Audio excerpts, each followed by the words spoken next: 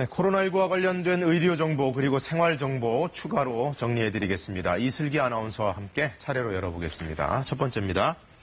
재유행 대비 확진자 5,500명의 임상 정보를 공개한다. 이건 어떤 취지인가요? 네, 일단 방역 대책을 세우는 연구 자료를 만들기 위함입니다. 네. 코로나19 확진자 기초 정보와 초기 검진 의견 등 임상 정보가 관련 연구자들에게 오늘부터 심의를 거쳐서 공개됩니다. 네. 정보 공개 대상은 지난 4월 30일 기준 의료기관에서 입원 치료를 받은 확진자 가운데 격리 해제된 사람들인데요.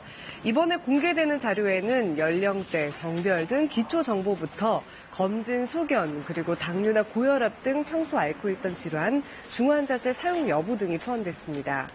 자료 열람을 원하는 연구자는 정보 공개를 신청한 뒤에 심의를 거쳐서 볼 수 있는데 관련 정보는 제한적으로만 이용할 수 있습니다. 방역당국은 이번 임상정보 공개 목적이 코로나19 재유행에 대비한 방역 대책을 세우는 데 도움이 될 연구자료를 얻기 위함이라고 설명했습니다. 네, 다음 소식 보겠습니다.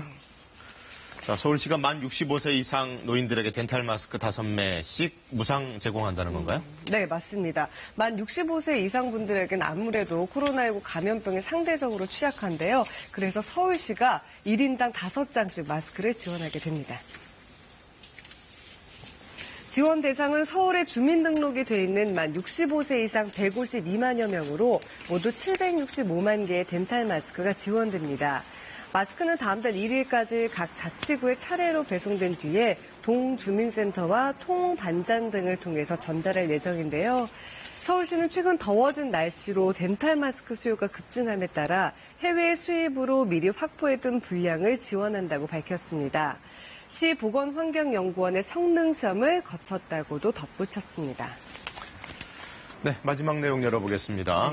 코로나19 이후에 서울 초미세먼지가 감소했다. 아무래도 활동이 많이 줄어서겠죠? 네, 요즘 공기가 좋아졌다 이렇게 말씀하시는 분들이 참 많은데요. 실제로 서울시가 센서 데이터를 분석한 결과 코로나19 이후 초미세먼지 나쁜 지역은 사라지고 도심 교통량도 줄어든 것으로 나타났습니다. 네. 서울시가 지난 3월 시 전체 교통량이 지난해 같은 기간에 90.19% 수준으로 감소했고요. 특히 도심 지역 교통량이 84.23%로 줄었다고 밝혔습니다. 지난 1월 52기소 도시 데이터의 초미세먼지 농도가 나쁨으로 측정됐던 현상 역시 3월에 모두 보통 등급으로 개선됐다고 전했습니다. 전 세계 각국에서 사회, 경제 활동이 제한됨에 따라 오염물질 배출이 줄어서 대기 환경이 개선됐고요. 국내적으로는 사회적 거리 두기 등으로 교통량과 교통 체증이 줄어들었기 때문으로 분석되고 있습니다.